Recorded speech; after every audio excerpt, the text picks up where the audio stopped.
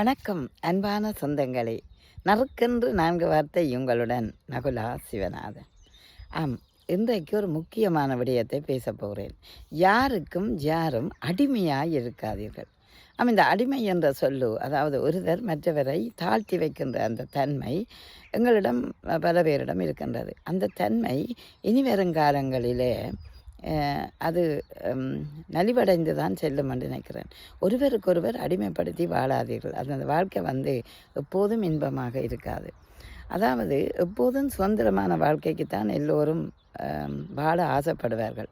அந்த சுதந்திரமான வாழ்க்கை கணவன் மனைவிக்கிடையிலையும் சம பங்காக இருக்க வேணும், சமாந்தரமாக இருக்கணும், சமநிலையை பேண வேணும். இங்கு அடிமை, நீ அடிமை, நான் அடிமை, நீ எனக்கு அடிமை, நீ இதை செய்யக்கூடாது, தாழ்ச்சியும் வீழ்ச்சியும் என்று சண்டை பிடிக்கக்கூடாது. எப்போதுமே யாரும் யாருக்கும் அடிமை இல்லை. இறைவன் எல்லோரையும் சுதந்திரமாக படைத்தான்.